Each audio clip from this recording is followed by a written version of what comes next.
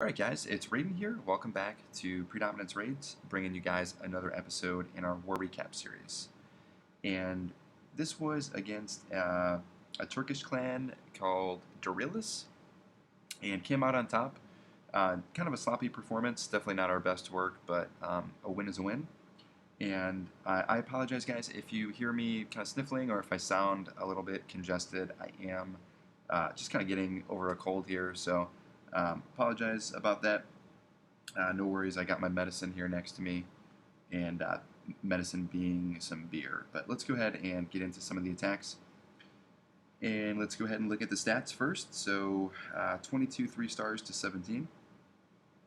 And average destruction about 89.5% to 81. Both clans, I think, they used almost all their attacks, but wasn't, too competitive. So let's go ahead and just look at the basis really quick. We were able to 2-star all their Town Hall 11s, 2-star all their Town Hall 10s. Number 8, we did get a Town Hall 11 versus Town Hall 10 3-star, and then rest of the Town Hall 10s were 2-starred, and then we actually left a few 9s on the table. 1, 2, 3. 3 9s left on the table, so that was kind of the sloppy part. But they did have a pretty big Town Hall advantage, so we weren't able to have as many Town Hall 9 attacks as we would like. But let's go ahead and get started actually with that first Town Hall 10 triple.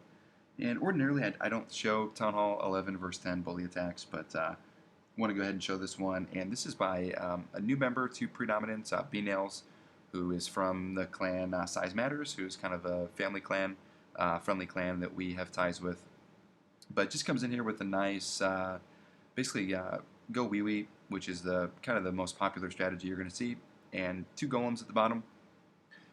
Obviously, the thing to look at here is basically these single target infernos. Basically just asking for a mass witch attack. Probably could have done it even if they were on multi, but earthquakes into the core, and basically now has access with this box space to both sides if he gets a good split on his witches. Does a nice job there raging the skeletons, so the skeletons trigger some giant bombs and the witches stay behind and alive. And those single target infernos just not doing much work there as they're just shooting individual skeletons. Archer Queen doing a nice job here, kind of just staying back next to the Grand Warden, but behind those lines of skeletons and witches, so she's nice and protected. And at this point, he just ripped through the core pretty easily. Pops the Grand Warden ability there because he was encountering several splash defenses. So there was a Wizard Tower, a Mortar here, as well as a Mortar and a Wizard Tower that he was about to get to. So picked a good spot there because all the witches were congregated next to the Grand Warden anyways. Still has a Golem alive, and the Golem's out in front tanking for the Archer Queen. And we'll go ahead and speed it up because most of the base is just absolutely wrecked. But, again, this attack probably would have worked even if it was multi-target Infernos because of the Town Hall 11 versus 10. These Nemesis-style bases really are very, very weak to witches with the Grand Warden. And, it's not like he's a max Town Hall 11, 33 King, only a level 11 Grand Warden. So just a good job, picking the right army, obviously, for the base and then executing it. So nice job to Bnailz. We're going to take a look at another new member, Hammer, number 12. So this is going to be like a fresh blood video. We're going to feature a lot of the new guys. But Hammer is another guy from Size Matters, and also family to a clan in our alliance, Heroic Giants. But kind of comes in with his staple attack, which is a Shattered GoVaHo. 2 golems come down at about 3 o'clock. You can see there are some Teslas that were on the outside here, and does kind of detract from the golem pathing. Obviously, he wanted both golems to come in this compartment, but because these Teslas are on the outer ring, that one max golem is actually going to stay outside the entire time. Drops the Archer Queen, so again, he lost quite a bit of tanking here. His first golem that's actually inside is already split into golemites.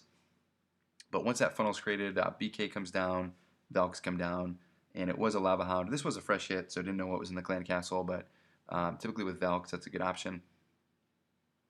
Throws a nice heal spell down for him in a second as they're going to encounter several point defense in the core. Gets a nice 1-for-1 trade here on a hog on an archer tower that was distracted. And At this point, he really just needs his Archer Queen to pick up most of what's in the core, and realizes that he's going to need to start him with his Hogs to support the Archer Queen. So basically comes in with a 2-finger drop, kind of a heavy group on the bottom. Only had the 2 heals for him. So at this point, quite a bit of the base is left. I wasn't sure this was going to be a 3-star, but his Archer Queen is able now, with those Earthquake spells that he dropped, she has access to basically, this entire section of the base, and a lot of the defenses are going to be targeting her. Maybe it was a little bit early on that heal. I probably would have opted to throw that heal spell down somewhere in here, but he still had the Archer Queen ability and pops it just in time and has just enough cleanup troops here as the last defense goes down. Does he have any cleanup troops? Oh, no, maybe not. I think he had to actually use troops that he had planned for cleanup in that entry just because of the way the Teslas popped. But he has enough Hogs left to finish the job. So really nice attack by Hammer. Hammer had a 6-star war for us. I think both were fresh hits. And I'm not sure he has anything less than a 3-star for the 3 or 4 wars he's been with us. So he's been crushing it. Okay, we're going to go ahead and drop down to Jackal on number 14. This was a pretty good Archer Queen walk, GoHo. A few small things that I'll kind of point out. So really quick, he's developing a funnel on the top. You definitely would be better, instead of a wizard here, to drop a minion, because the minion would be able to funnel the same camp and also funnel this building and this building, because it would be out of range, or I'm sorry, it wouldn't be able to be targeted by the cannon. So he doesn't get as much for his funnel and more troop space.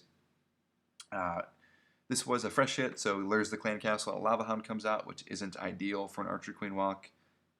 And the other small thing is he drops a poison down for the Lava Hound. You don't want to drop it down for the Lava Hound at the beginning. The Lava Hound has so much HP, the poison isn't going to really do much. You'd rather either use a rage spell to blow through it, or now you can throw a rage poison. And he does throw a poison down, but he throws it in the wrong place. So the best thing to do is throw your poison down right by the queen, and then drop 1 minion behind the healers, because the minion will take out the few lava pups that are going to be targeting those healers. But just a few small things, wasn't a huge deal. But basically wants this Archer Queen to come down here and then connect at about 7:30. He's going to make his push with his kill squad. And obviously the idea is he wants to get into this section, which is a likely double giant bomb spot. And then, obviously just work his Hogs up the other way. So the air defense does start to target the healer here, but it's not a big deal, because he's already taken out, about a quarter of the base. She's at full health with her ability, and she's about to meet up with the kill squad. So Golem goes down, Jump Spell goes down to get him into those Archer Queen and the 2 compartments in the core. Really, really nice rage spell there. Gets everything. Gets the Golem, both heroes, and the wizards. You see that double giant bomb set trigger, and at this point, it's pretty much game over. His kill squad is still tanking quite a bit of defenses in the core, and then he's just going to come in with his Hogs here in a surgical deployment, going counterclockwise.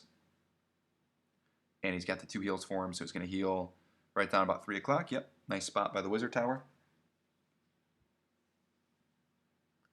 And then 1 more heal, probably for those backside defenses by the Expo, Tesla, and second wizard tower at the top.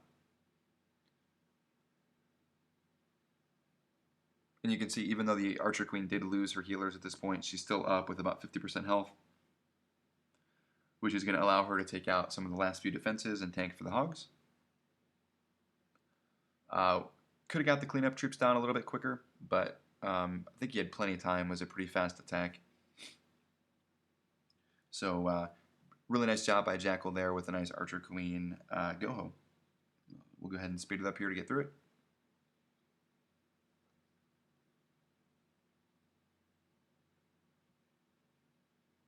Alrighty, let's take a look at a few more. We're going to look at... What do we want to look at? We're going to look at Stu's attack on number 18. Stu coming in here with a Stu specialty, which is a nice air attack.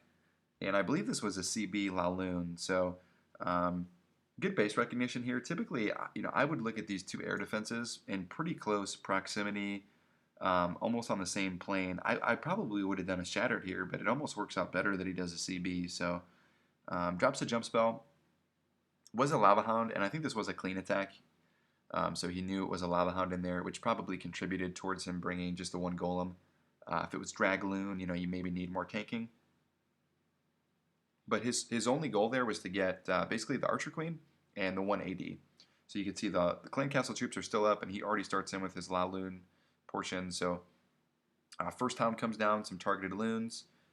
And he has the 4 hounds, which is nice, and so he's going to be pretty liberal with his deployment. He just wants to make sure that his loons are nice and protected here. So does have a little bit of backtracking on some of this loon pathing up top, but it was because he wasn't able to get a huge push. So actually 3 Lava Hounds go down in that first AD just because he wants to make sure that that AD goes down quick enough. And at this point he's just working counterclockwise with the loons. Nice haste spells there to get him in on that second air defense. You can see, obviously, air is a good option on this base because of the fact that it's grounded expos.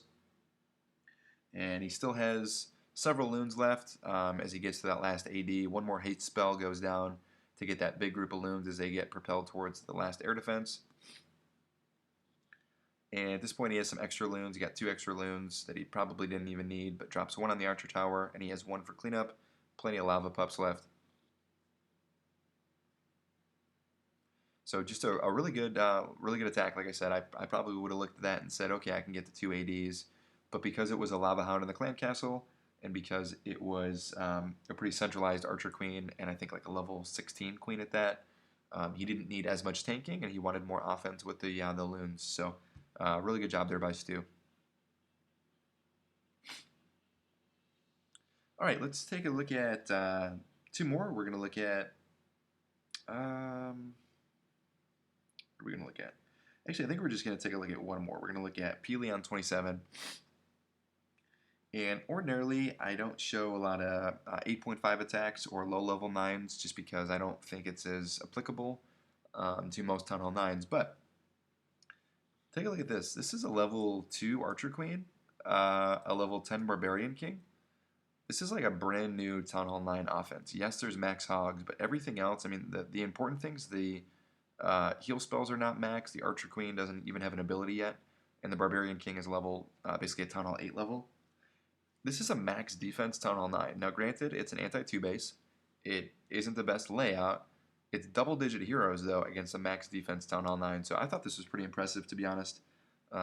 Just because of obviously how tough it is to go up that far. But pulls a Clan Castle, and it was a GoLaLoon, so it just gets to double poi, which is nice. So we're just going to speed up really quick through that.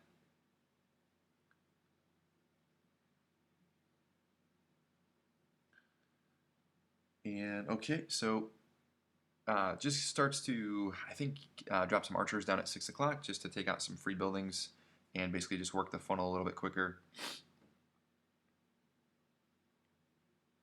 And just a CB Golem, and he basically just wants to get in. If there's any giant bombs, obviously singles they would be, and then the Archer Queen. That was his whole goal with the kill squad. And obviously he knows the Archer Queen, since she's on this the second wall. She's 1 tile away. She is going to jump that wall. He didn't need the jump spell. He doesn't need to get into the core because the core doesn't present any likely double giant bomb spots.